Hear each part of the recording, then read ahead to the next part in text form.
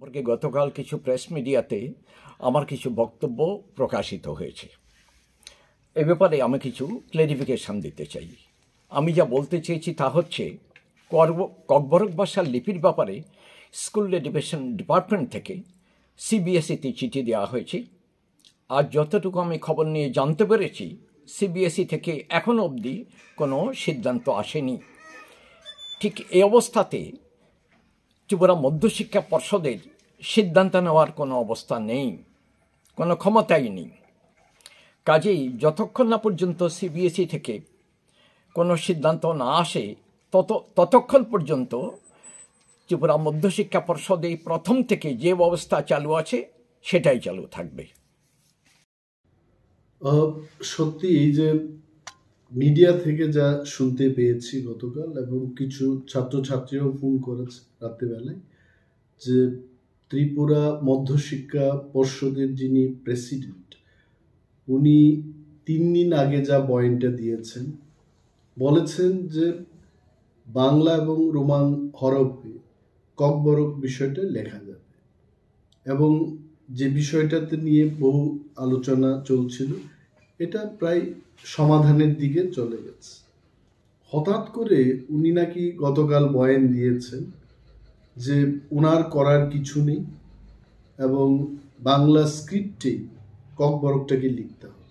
উনি যে এই ইউটার্নটা নিয়েছেন, ইট ইজ দুর্ভাগ্যজনক, এবং আমি মনে করি পার্সোনালি, আগেও বলেছি, যেটা আমাদের রাজ্যের আইন শৃঙ্খলার অবনতির একটা কারণ হয়ে দাঁড়াতে পারে। ককবরক বিষয়টা আজকে থেকে 17-18 বছর আগে যেভাবে চলছিল, বাংলা এবং রোমান হরফে এটা লেখা হতো, হঠাৎ করে এবার রোমান হরফে লেখা যাবে না, এই বিষয়টা কিন্তু এটা এখানেই থেমে থাকবে না। এবং আমি কেন বলছি বারবার যে আইন শৃঙ্খলার অবনতি হবে, student community will come up with agitation. আন্দোলন হলে কি হবে? স্ট্রাইক হবে, বন্ধ হবে, এক জায়গার মানুষ অন্য জায়গায় যেতে পারবে না, ব্যবসা বাণিজ্যের ক্ষেত্রে, মানুষের দৈনন্দিন জীবনে এটা কিন্তু তার একটা এফেক্ট, ব্যাড এফেক্ট চলে আসবে। তো আমি as a leader of opposition এখনো বলছি যে এই বিষয়টাকে মাননীয় মুখ্যমন্ত্রী, যিনি ওই দপ্তরেরও মন্ত্রী, ওনাকে দেখা উচিত। No one should play wrong politics with this. কারণ দিনের শেষে আমি বলছি একটা কথা, যে কিছু একটা যদি হয় ত্রিপুরাজ্যে, the first man who will be blamed is CM doctor Manik Saha. কে কাকে কি সাজেশন দিয়েছে, কার সাজেশনে এটা হচ্ছে, বোর্ড প্রেসিডেন্ট 3 দিন আগে যেটা বলেছে যে ককবরকটাকে রোমান হরফেও লেখা যাবে, বাংলায়ও লেখা যাবে, এই লোকটা হুট করে 3 দিনের পর এই ধরনের বয়ান নিয়ে আসবেন। I am sure something is being played behind the curtain, কিছু একটা চলছে।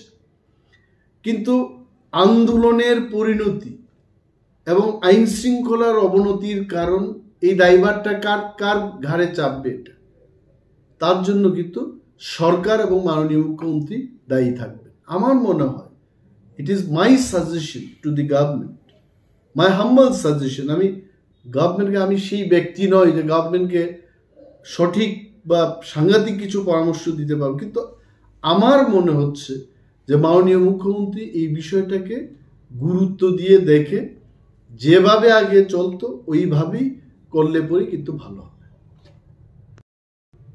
প্রথম ব্যাপার হচ্ছে যেটা আপনি জিজ্ঞেস করেছেন, যে আমাদের এখানে কোনো ইনফ্রাস্ট্রাকচার নেই। এই ব্যাপারে কিন্তু আমি আগেও বলেছি, 17 বছর ধরে রোমান স্ক্রিপ্টে যারা লিখছে তাদের পেপার কারেকশন হচ্ছে।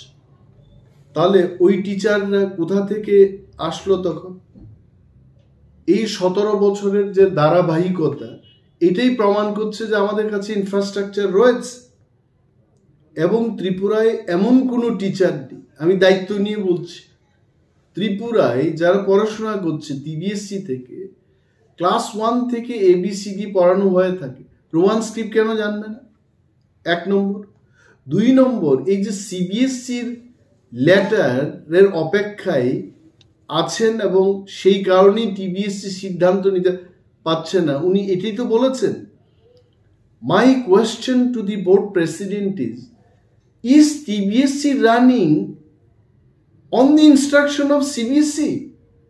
TBSC is a state subject, এটা রাজ্য সরকার কর্তৃক নিয়ন্ত্রিত, এবং যদিও শিক্ষার ব্যাপারটা এটা not only state matter, not only central গভর্নমেন্টের ম্যাটার, এটা কনকারেন্ট লিস্ট, অর্থাৎ রাজ্য সরকার এবং কেন্দ্রীয় সরকার শিক্ষানীতি তৈরি করে থাকে। Both the government they consult each other and do, but Kokborok being the language only in Tripura, এই ব্যাপারটা কেন্দ্রীয় সরকারের চাইতে রাজ্য সরকার আরো ভালোভাবে বুঝে, এবং ককবরকটা তো আর কোথাও করা হয় না। টিবিএসসির স্বতন্ত্রতা এবং তার সিদ্ধান্ত নেওয়ার ক্ষমতা রয়েছে বলেই 17 বছর 18 বছর ধরে এই ককবরক সাবজেক্টটা বাংলা এবং রোমান স্ক্রিপ্টে লিখে আসছে ছাত্রছাত্রীরা। তাহলে কেন সভাপতি বলবেন যে এই বিষয়টার জন্য সিবিএসসির চিঠির উত্তরের অপেক্ষায় থাকবেন? It is absolutely baseless. আমি আবারও বলছি যে মাননীয় মুখ্যমন্ত্রী, যিনি দপ্তরের ভারপ্রাপ্ত মন্ত্রী, আজকে রাজ্যে যদি আন্দোলন হয় এটাকে নিয়ে, জনজীবন হেস্তনেস্ত হবে, হতে পারে আমি বলছি। আর যদি হয়, if anything goes wrong in this state, who will be responsible for this? CM এবং যারাই ওনাকে সাজেশন দিচ্ছে। I don't know, everything was all right 3 days before.